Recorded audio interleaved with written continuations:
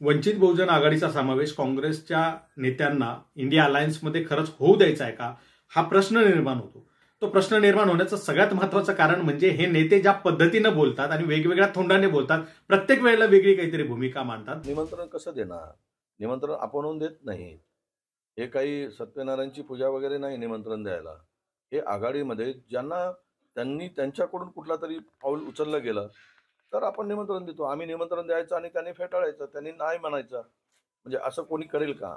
त्यांच्याकडून कुठला तरी एक पाऊल पुढे आला की आम्हाला इंडिया बरोबर आघाडीबरोबर यायचं आहे, उद्या त्यांना निमंत्रण पाठवता येईल पुढच्या बैठकीला. शेतकऱ्यांची सध्याची जी मानसिकता मी पाहतो की त्यांना महाविकास आघाडीच्या गठबंधनमध्ये येण्याची त्यांची मानसिकता आहे असं माझं मत आहे. त्यांना मी स्वतः भेटलो, त्यांना ते म्हणालो की तुम्ही महाविकास आघाडीत यावं अशी माझी व्यक्तिगत इच्छा आहे. म्हणजे पक्षाचा प्रतिनिधी म्हणून नाही, पण त्यांच्या माझी व्यक्तिगत संबंध म्हणून त्यांना भेटलेलो आहे. मी अनेकदा काँग्रेस पक्षाकडून सांगितलं की त्यांचा प्रस्ताव आल्याशिवाय त्याच्यावर कुठलीही चर्चा आमच्याकडे होऊ शकत नाही. अरे हो बाबा, पण मी ते सांगितलं ना, प्रकाश आंबेडकरांचा कुठलाही प्रस्ताव आमच्याकडे नाही. त्यांचं व्यक्तिगत मत असू शकतं, पण विदाऊट प्रस्तावाशिवाय पक्ष कुठलीही चर्चा करणार नाही. किंवा इंडिया आघाडी संदर्भात अजूनपर्यंत निमंत्रण आलेलं नाही. हे इंडिया आघाडी ही 28 पक्षाची आघाडी आहे. त्या पक्षाचे प्रमुख खडगे यांना त्यांनी नॉमिनेट केलेलं आहे. प्रकाशजी हे इंडिया आघाडीच्या सर्व नेत्यांना वैयक्तिक ओळखतात, तर त्यांना जर इंडिया आघाडीमध्ये यायचं असलं तर त्यांनी खडगेजींना एक भेटून सांगितलं पाहिजे, एखादं पत्र दिलं पाहिजे. पण ते आता निमंत्रणाची कुणाची वाट बघतात मला माहिती नाही. त्यांना मोदींना हरवायचं का नाही हा खरा प्रश्न आहे. त्यांनी यापूर्वी म्हटलं होतं की मी 3दा काँग्रेसकडे पत्र पाठवलेलं, विनंती केलेली नाही. माझ्या माहितीप्रमाणे त्यांनी पाठवलेलं नाही, हे चुकीचं सांगतायत. मी एक पत्र पाहिलं, त्यांच्या कोणीतरी प्रवक्त्यांनी लिहिलेलं आहे. हे सगळं पाहिल्यानंतर प्रश्न पडतो की इथल्या काँग्रेसच्या नेत्यांना खरंच वंचित बहुजन आघाडीचा समावेश हा इंडिया अलायन्समध्ये होऊ द्यायचा आहे का, की यांना केवळ एक भ्रम तयार करायचा आहे. आणि इथले जे काही वंचित बहुजन, शोषित वंचितांची मोठ बाळासाहेबांनी बांधली, ज्यांना कायम या नेत्यांनी सत्तेतून बेदखल ठेवलं, ज्यांनी कायम यांची फुकटात मतं घेतली मात्र सत्तेचा कुठला वाटा दिला नाही, या सरंजामी मानसिकतेच्या घराणेशाहीवाल्या नेत्यांना पुन्हा एकदा वंचित बहुजनांना सत्तेतून बाहेर ठेवायचं आहे का, हा प्रश्न या ठिकाणी निर्माण होतो. आज गरीब मराठा समाज असेल, ओबीसी असेल, एससी एसटी असेल, आदिवासी असेल, या सगळ्या समाजातील जो वंचित घटक आहे, या वंचित घटकाला कधीच या घराणेशाहीवाल्या नेत्यांनी जवळ केलं नाही, सत्तेचा वाटा दिला नाही. मात्र बाळासाहेब आंबेडकरांनी वंचित बहुजन आघाडीच्या माध्यमातून सत्तेचा राजमार्ग प्रशस्त केला आणि हेच या लोकांच्या जिव्हारी लागले की काय. आणि पुन्हा एकदा या वंचित बहुजनांना सत्तेच्या बाहेर ठेवण्यासाठी, राजकारणाच्या रिंगणातून बाहेर ठेवण्यासाठी प्रयत्न सुरू आहे की काय, असा प्रश्न पडतो. वंचित बहुजन आघाडीचा इंडिया अलायन्समध्ये किंवा महाविकास आघाडीमध्ये समावेश करून घेण्यासाठी कुठलंही निमंत्रण आम्हाला पाठवण्यात आलेलं नाही. उलट पक्षी काँग्रेस नेत्यांचं वर्तन जर का या संदर्भात बघितलं तर ते अतिशय विस्मयकारक किंवा चकित करणारं आहे. कारण प्रत्येक वेळेला हे नेते नवीन काहीतरी सांगतात, वेगळं काहीतरी सांगतात. जर सुरुवातीला बघितलं तर काँग्रेसचे प्रदेशाध्यक्ष नाना पटोले यांचा अॅटिट्यूड असा होता की ते माध्यमांमध्ये वगैरे म्हणून बोलून होत नसतं, त्यासाठी प्रस्ताव द्यावा लागतो. जोपर्यंत आम्हाला प्रस्ताव येणार नाही त्यावर काही चर्चा होणार नाही, काही बोललं जाणार नाही. नाना पटोलेंचं म्हणणं होतं की वंचित बहुजन आघाडीने प्रस्ताव दिला पाहिजे. आता हा भाग वेगळा की इंडिया अलायन्समध्ये असलेल्या 27-28 पक्षांनी कुणाला प्रस्ताव दिले होते, किती प्रस्ताव दिले होते, कसे दिले होते, या बाबतीत काही बाहेर आलेलं नाही किंवा या बाबतीत कुणी कुणाला प्रस्ताव मागितल्याचं माझ्या ऐकिवात नाही. मात्र वंचित बहुजन आघाडीला तसा प्रस्ताव मागण्यात आला.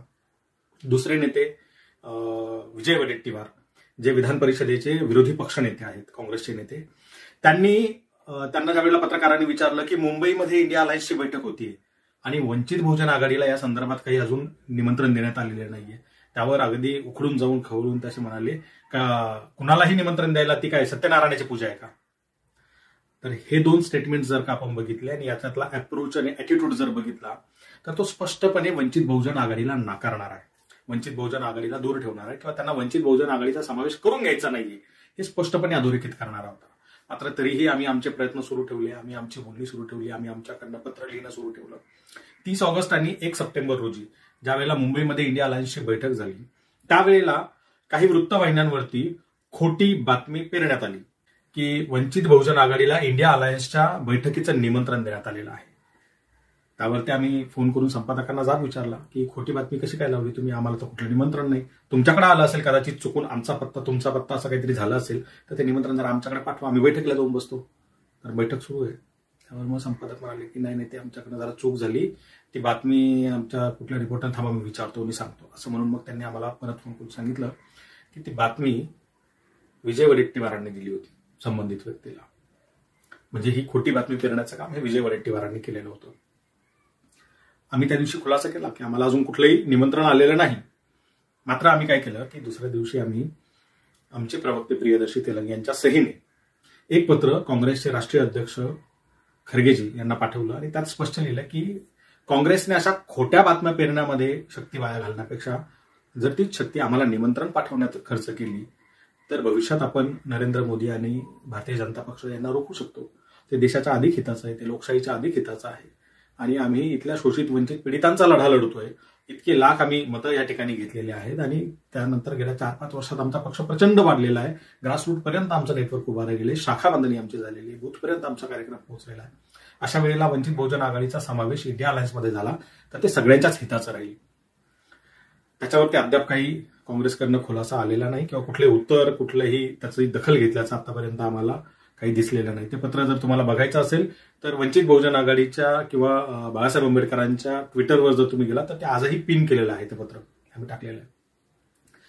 त्यानंतर काँग्रेसचे दुसरे नेते पृथ्वीराज चव्हाण यांनी वंचित बहुजन आघाडीवर टीका टिप्पणी करायला सुरुवात केली. त्यांनी पुन्हा एकदा तो 2019चा जुना सूर आवळायला सुरुवात केली आणि त्यातून त्यांनी वंचित बहुजन आघाडी ही भाजपची बी टीम असण्याच्या दिशेनं आरोपांना न्यायला सुरुवात केली. त्यावरही आम्ही प्रत्युत्तर दिलं. त्यावरही आम्ही सांगितलं की पृथ्वीराज बाबा असं करू नका, आम्ही काही चांगलं घडवू पाहतोय, त्याच्यामध्ये खोडा घालू नका. मात्र पृथ्वीराज चव्हाणांची ही वक्तव्य आजही सुरू आहेत. आपण जर बघितलं तर दुसरे त्यांचे माजी मुख्यमंत्री असलेले अशोक चव्हाण यांचं वक्तव्य तर हे गेले 5-6 महिन्यापासून यांचा एक वेगळा सूर त्यांनी लावलेला होता की वंचित बहुजन आघाडीचा समावेश इंडिया अलायन्समध्ये झाला पाहिजे ही माझी वैयक्तिक इच्छा आहे. कोणाची? अशोक चव्हाणांची. अशोक चव्हाण माजी मुख्यमंत्री काँग्रेसचे प्रदेश अध्यक्ष राहिलेले आणि सध्या मला वाटतं CWCचे काँग्रेस वर्किंग कमिटीचे सदस्य आहेत. इतक्या महत्वाच्या पदावर असलेला माणूस सातत्याने माध्यमांमधून वैयक्तिक इच्छा प्रदर्शित करतो, पक्षाची भूमिका नाही सांगत.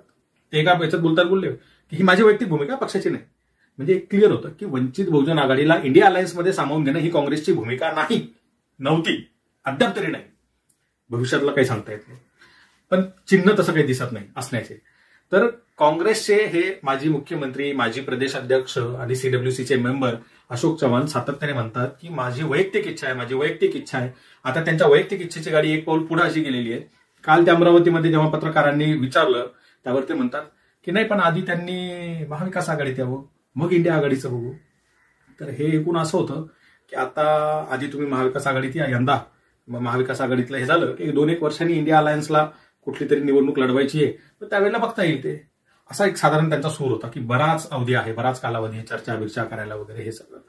त्याच्या दुसऱ्या बाजूला यांचे नेते विजय वडेट्टीवार हे माध्यमांशी बोलताना आता असं म्हणायला लागले की नाही इंडिया अलायन्समध्ये त्यांचा समावेश झाला पाहिजे.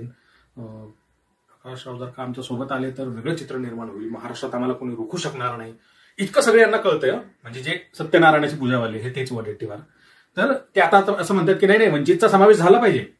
मात्र त्या संदर्भामध्ये ते कुठेही त्यांच्या नेत्यांना, काँग्रेसला, वरिष्ठांना विचारायला तयार नाहीत की आपण यांचा समावेश का करून घेत नाही. काँग्रेसचे नेते सांगतायत की आम्हाला आतापर्यंत जवळपास आमचं 80-85% जागा वाटप फायनल झालंय. कोणाचं? 3 पक्षांचं. आता 80-85% जर जागा वाटप तुमचं फायनल झालंय आणि तुम्ही अजूनही जर का माध्यमांमध्ये येऊन फक्त धुळफेक करताय की नाही वंचितला घेणार आहे, घेतल्यासारखं झालंय. जसं ते परवा दिल्लीमध्ये संजय राऊतांनी असे दोन्ही हात वर करून की हम सबकी चर्चा हुई और हम वंचित बहुजन आघाडी को साथ में लेने वाले हैं असं केलं. असं करण्याचा परिणाम असा झाला की सगळ्या माध्यमांच्या प्रतिनिधींना असं म्हटलं झालं इंडिया अलायन्समध्ये वंचितचा समावेश झाला आणि अक्षरशः डेक्कन हेराल्डपासून सगळ्यांनी बातम्या चालवल्या. कदाचित त्या अजूनही त्यांच्या पोर्टलवर त्या बातम्या असतील की वंचित बहुजन आघाडीचा समावेश इंडिया आघाडीमध्ये झाला. दुसऱ्या दिवशी भांडूपमध्ये पत्रकार परिषद घेताना घरी संजय राऊतांनी मग परत म्हणाले नाही आमची चर्चा सुरू आहे आणि होईल, आम्ही ते करणार आहोत आणि आमचं हे तर होणारे, करणारे, येणारे, पाहणारे, जाणारे असं सगळं सुरू आहे. प्रत्यक्षात काही नाही. यांचं आपापसामध्ये सगळं ठरतंय. 80-85-90% जागांचं यांचं डिस्कशन झाल्याचं हे सांगतायत. मग वंचित बहुजन आघाडी सोबत तुम्ही कशी अलायन्स कशी करणार आहात, तुम्ही कसं जुळवून घेणार आहात, कसं आणणार आहात. आता एक कालच्या चर्चेमध्ये, कालच्या बाईटमध्ये हे काँग्रेसचे नेते असं म्हणतायत की वंचित बहुजन आघाडीकडनं काँग्रेसला जे पत्र लिहिलं गेलं, आधी तर म्हणत होते पत्रच आलं नाही, असं मिळालंच नाही, कुठलं पत्रच लिहिलं नाही. आम्ही त्यांना अरे बाबा आमच्या ट्विटरवर आहे, तुमच्या मेलवर पाठवलंय, हे तुला वैयक्तिक पाठवतो बघ, तरी मीडिया समोर म्हणते की नाही आम्हाला असं पत्रच आलं नाही. प्रत्यक्षात ज्यावेळेला यांना पत्र असल्याचं नाकारता आलं नाही त्यावेळेला आता हे काय म्हणतात, नाही ते पत्र प्रवक्त्याने लिहिलेलं होतं, बाळासाहेबांनी स्वतः लिहायला पाहिजे होतं, बाळासाहेबांनी लिहिल्याचं मला दिसलं नाही, असं पृथ्वीराज चव्हाण म्हणतात. बाळासाहेबांनी लिहिलेलं पत्र जसं प्रवक्त्याचं तुम्हाला 3-4 महिने दिसलं नाही, तसं बाळासाहेबांचं कदाचित तुम्हाला आणखी पुढचे 5-6 महिने दिसणार नाही असं आम्हाला दिसायला लागलेलं. कारण याला आम्ही राजकीय आंधळेपणा म्हणतो. हा राजकीय आंधळेपणा हल्ली काँग्रेसच्या नेत्यांमध्ये खूप वाढलेला आहे. त्यामुळे जर का कुठे एखादा असं राजकीय आंधळेपणावरती चालणारा चष्मा कोणी शोधला असेल ना, की तो लावला की राजकीय आंधळेपणा दूर होतो, किती खर्च लागू द्या, प्लीज मला सांगा, तो खर्च आम्ही उचलू, पण या काँग्रेसच्या नेत्यांना ते चष्मे आम्ही नेऊन देऊ की यांचं राजकीय आंधळेपण दूर झालं पाहिजे. बाळासाहेब आंबेडकरांनी राहुल गांधींना पत्र लिहिलं होतं 25 नोव्हेंबरच्या संविधान सन्मान सभेसाठीचं. बाळासाहेबांनी जाहीररित्या आम्ही ज्या वेळेला 12-12-12-12 असं 4 पक्षांमध्ये समसमान वाटप करा हा फॉर्म्युला मांडला आणि हा प्रस्ताव ठेवला. जागांची मागणी नाही केली, आम्हाला एखादा असं मागणी नव्हती, हा प्रस्ताव होता. हा प्रस्ताव आम्ही ठेवला कारण तुमच्यात काही ठरत नव्हतं, तुमच्यात आपापसामध्ये खेचाताणी चालू होती. संजय राऊत वर्सेस संजय निरुपम अशी काँग्रेस आणि शिवसेनेची चांगली मीडियातून 3 दिवस जुंपलेली आम्ही पाहिलेली आहे आणि एकमेकांवरती खालच्या पातळीवर जाऊन टीका सुरू झाल्या होत्या. त्यामुळे ही युती आघाडी तुटते की काय असं वातावरण तयार होऊ नये आणि अशा पद्धतीची वातावरणाची झळ येत्या निवडणुकीत या सगळ्या पक्षांना बसू नये यासाठी आम्ही ठराव घेतला. आमच्या राज्य कार्यकारिणीमध्ये चर्चा झाली आणि आम्ही सांगितलं की एक काम करूयात, 4ही पक्षांमध्ये 2 पक्ष फुटलेले आहेत, त्यांची पूर्वीची ताकद आता राहिलेली नाहीये. जो पक्ष तिसरा आहे काँग्रेस, त्याचा एकच खासदार होता निवडून आलेला, तोही शिवसेनेतून आलेला होता, मूळचा शिवसेनेतून म्हणजे काँग्रेसमधला नव्हता, शिवसेनेतून आलेला खासदार यांचा एक निवडून आला होता आणि दुर्दैवाने त्यांचंही निधन झालं. त्यामुळे यांच्याकडे आता 0 खासदार आहेत. पक्षाची ताकद तशी कमी झालेली. चौथा पार्टनर जर आम्हाला तुम्ही घेत असाल तर वंचित बहुजन आघाडीने 2019 मध्ये जे परफॉर्म केलं होतं त्याच्या अगेन्स्ट आता वंचित बहुजन आघाडीची ताकद कैक पटीने वाढलेली. हे आमच्या लाखोंच्या सभांमधून कुठलंही राजकीय भावनिक वातावरण नसताना आम्ही राजकीय सभांमधून हे आमच्या दाखवून दिलेलं आहे की लाखोंची गर्दी स्वखर्चाने येते आणि 8-8 तास मैदानामध्ये बसते, बाळासाहेबांचा विचार ऐकण्यासाठी तिथे थांबते आणि तो विचार घेऊन प्रचार प्रसार करण्यासाठी आपल्या गावी निघून जाते. हे आम्ही सातत्याने दाखवून दिलं. आता या पातळीवरती जर का विचार केला तर मी मोठा की तू मोठा ही हमरी तुमरी करण्यापेक्षा, खेचाताणी करण्यापेक्षा आम्ही साधं सोपं सांगितलं, बाबा 48 जागा आहे, 4 पक्ष आहे, कुणी लहान नाही कुणी मोठा नाही, समान जागा वाटप करून घ्या. 12-12 जागा प्रत्येक पक्षाच्या वाट्याला येतात आणि आपण जर ताकदीने या 12-12 जागा घेऊन लढलो तर नरेंद्र मोदीची सत्ता आपण उलथवू शकतो. कारण सेकंड लार्जेस्ट स्टेट आहे महाराष्ट्र, जिथून जास्तीत जास्त खासदार निवडून संसदेमध्ये जातात. त्यामुळे आपण इथे जर हा प्रयोग केला तर मोदींना रोखणं सहज शक्य आहे. कारण आमचं टार्गेट आहे की 30+ जागेवरती नॉन बीजेपी लोक असले पाहिजे. बीजेपीचा खासदार निवडून येता कामा नये. 30पेक्षा अधिक जागांवरती बीजेपीच्या बाहेरच्या पक्षाचे लोक निवडून आले पाहिजे. हे जर का आमचं टार्गेट असेल त्या दृष्टीने आम्ही हा प्रस्ताव दिला होता. हा प्रस्ताव बाळासाहेबांनी खरगेंना पाठवला, आमच्या राज्य कार्यकारिणीचा प्रस्ताव. मात्र आमचे पृथ्वीराज बाबा किंवा अशोक चव्हाण किंवा विजय वडेट्टीवार, नाना पटोले हे याच्यावरती एक शब्द बोलायला त्यांनी, यांचा अजूनही एकच चालू आहे की आम्हाला पत्र चाललं नाही, आम्हाला पत्र चाललं नाही, आम्हाला पत्रच दिलं नाही, बाळासाहेबांनी स्वतः लिहिलं नाही. आता त्यांनी काय काढलंय पृथ्वीराज बाबांनी काल की खरगे त्यांना जाऊन भेटा. तर हे जे दरवेळेला एक नवीन काहीतरी तुम्ही आणताय ना, कारण आम्ही तुम्हाला सांगतो तुम्ही हे करा म्हणतात आम्ही केलं, तुम्ही मग ते करा म्हणतात आम्ही ते केलं, मग तुम्ही म्हणतो ते नाही हे नाही करा, हे करा, असं सगळं जे काय चाललेलं आहे ना या कोलांटुड्यात, काँग्रेसच्या नेत्यांच्या या राजकीय कोलांटुड्यात ह्या आता त्यांनी थांबवल्या पाहिजे आणि स्पष्टपणे सांगितलं पाहिजे की तुम्हाला वंचित बहुजन आघाडीला सोबत घ्यायचंय की नाही घ्यायचंय.